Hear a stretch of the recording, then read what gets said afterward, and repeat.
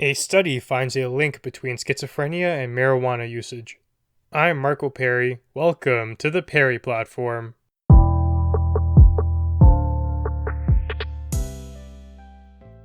Marijuana has been legal in Canada for quite some time now, but we should clear up some confusion here. Legal does not equate to good. Now, there's even more nuance to put on top of that before we get too deep here. I do support the legalization of marijuana. It's very clear that there were tremendous amounts of burdens placed on individuals for very petty crimes, having a small amount of weed on them, stuff like this. It was totally unnecessary. The war on drugs was a waste of money, and legalizing it is sort of a win-win. The government is making a fair amount of revenue from the sale of marijuana. It is now regulated. You can be confident in the quality. You can be confident it's safe. The shady drug dealer down the street, you don't have a risk of him mixing in certain things with your product now. It's coming from the government, and they're going to be held accountable to that. Further, we aren't wasting policing resources on something as petty as this type of marijuana holding crime, and further, people aren't having their lives destroyed for something like that too, especially when you're young and you're drawn to this kind of stuff. It's tragic to get something like a criminal record over simply just smoking in a public place or something like that. So, although I do support the legalization and decriminalization of the substance, I don't think you should be using it willy-nilly. It's very clear there are negative consequences to it. Very similar to alcohol. Alcohol is legal, but I would not recommend to you to indulge in it, especially excessively. And that's probably even more so when you are young. And there is that weird situation where when you're young, you're most drawn to it, but at that same point, it can do the most damage to you. So now I'm going to be talking about a study that was reported on by CNN. And they say the proportion of schizophrenia cases linked with problematic use of marijuana has increased over the past 25 years, according to a new study from Denmark. So, in Denmark in 1995, about 2% of schizophrenia cases were in association with a cannabis use disorder. That is to say, an excessive use of it. And how you define excessive, that varies. It can be you're a daily smoker, or maybe a every other day. Something like weekly probably wouldn't fall into that category, but it's not super well defined yet. So that was in 1995.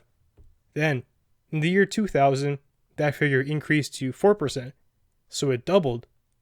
Now, in 2010, it doubled again. That figure is 8%. And those are the schizophrenia cases that are associated with a cannabis use disorder. Keep in mind, too, that I don't even think recreational marijuana is legal in Denmark. So, when you factor that in, one has to wonder how the data would look like in a country such as Canada, where access is even greater, where arguably you'd have more excessive users due to the simple availability.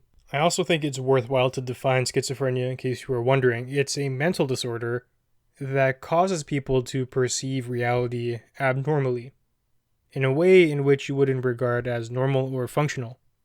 Common symptoms include hallucinations, delusions, and extremely disordered thinking and behavior that can impair your daily functioning. You probably wouldn't be able to cope unless you did have some help, either in the form of therapy or drugs or a type of treatment. In fact, schizophrenia, once you're diagnosed, typically does require a lifelong treatment plan. Now, researchers believe that a combination of genetics, brain chemistry, which is a byproduct of genetics for the most part, and environment contribute to development of this disorder, schizophrenia. But at the same time, they're also seeing things like dopamine and glutamate. Those are, factors in your neurochemistry. They may contribute to schizophrenia. Now, dopamine is what I want to focus on there. It's connected to the reward pleasure system. When you have a release of it, things feel really good to you. THC, a compound in marijuana, that actually stimulates neurons in the reward system to release and signal dopamine at levels higher than typically observed. So you crank that up for a short period of time, but if you do that consistently, And we know that something like dopamine could be a contributing factor, when not in its proper proportion, to schizophrenia, and you start to see the breadcrumbs falling in line here. That may be where the link is between heightened marijuana usage and an increased risk of schizophrenia. So from this, there are already two recommendations or two pieces of advice that we can conjure up. The first is, if you're a chronic marijuana user, you may want to revisit your habits there. You might be taking on undue risk for not much reason. A little bit of pleasure for the risk of developing a very serious mental illness. And further, if you have a family history of schizophrenia, because we do know genetics is a part of the puzzle here, you may want to avoid these substances altogether. There is an opportunity and an argument to put forward something like, well, the occasional user, they'll probably be fine, but there are risk factors that you have to assess on your own to figure out if it's something that you should be dabbling in. And once again, I want to highlight the key theme here. Legal does not mean good. Just because you can doesn't mean you should. I feel like it's a big problem, especially once again with young people, where they associate the terminology there. They're under the impression that it's a harmless substance and they can indulge in it to whatever degree they want to without any consequences, and that's simply not true. In fact, that's a good segue to get back to the article, because it does write further that cannabis is increasingly being seen as a somewhat harmless substance, but that's an unfortunate depiction. Since we're seeing links with schizophrenia, poor cognition, function, and further, people actually do develop disorders from it.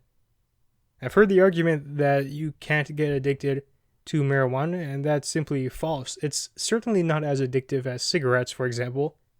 There are certain chemical compounds there that make your body crave it, but you can get addicted to anything. Marijuana is no exception to that. You just don't have that additional edge that a cigarette might have, but still, very simply, you can form abusive habits around the substance. So there are many delusions going around right now about this. And further, I'd say they are, at the best case, potentially harmful, and the worst case, certainly harmful, depending on where you want to sit on that spectrum. Based on studies like this and some of the previous ones we found, I think it's advisable that we better get serious as a society when it comes to discouraging youth from partaking in the recreational usage of drugs like this. Your brain is still developing until you're something like 25, I believe. And to be altering your neurochemistry through the usage of drugs like marijuana is just not advisable. It's an unneeded risk. And if we look at the factors that lead to the uptake in usage among young people, it does seem to me that most of this is just a cultural phenomenon, especially the party type of culture. If you are showing up at a place and you want to have a good time, marijuana and even alcohol, these are things that are associated with that vibe, associated with being cool. And if you turn them down, you may appear as a prude. And it does take courage to do that, because the peer pressure elements and whatnot, it is a problem. A lot of stupid stuff happens when young people gather at a central place and then there is the influence of drugs. It's perhaps part of growing up and stuff like that, but I do think we can optimize the safety there. You will develop certain habits from your behavior as a youth, a young adult, an adolescent, and you could carry those on into adulthood and as far as you can go. And a lot of people are doing that without understanding the basic facts. They're operating under the false premise that it's a completely harmful substance, it's not addictive at all, and they're saying that as they are smoking every day. And if they try to stop, they just can't, because they feel like they're missing out on something or they're violating their routine. And then they'll still try to make those false arguments. It is quite the spectacle. And now, clearly, I'm not saying that you can't smoke or you shouldn't smoke one evening here and there. That's your personal decision. Just because you do that, the data is not showing that you are en route to developing a mental illness. A causal relationship isn't even established yet. More data has to be looked into here. Just keep in mind how relatively new a recreational, legal marijuana playing field is.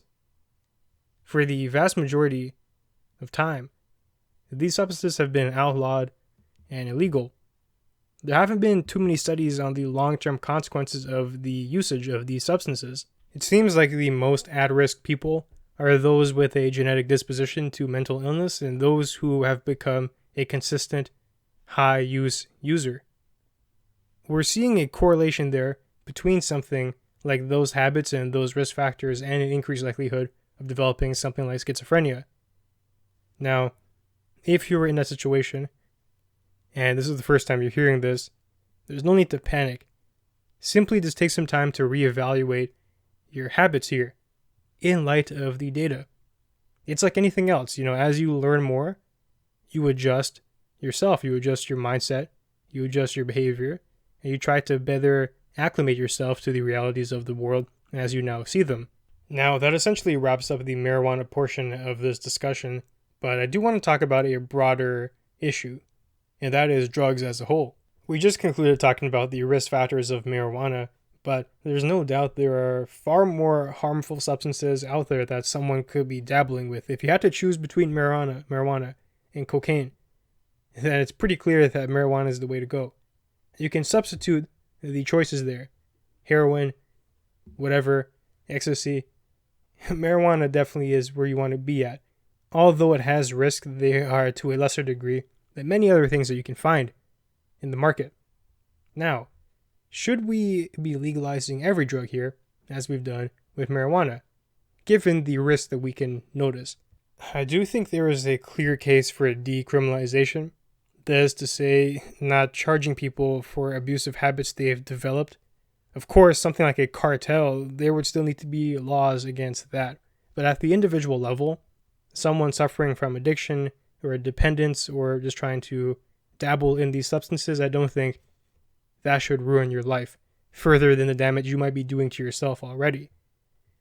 Now, going one step further and legalizing it and having something like the government become the supplier, there are arguments for and against that.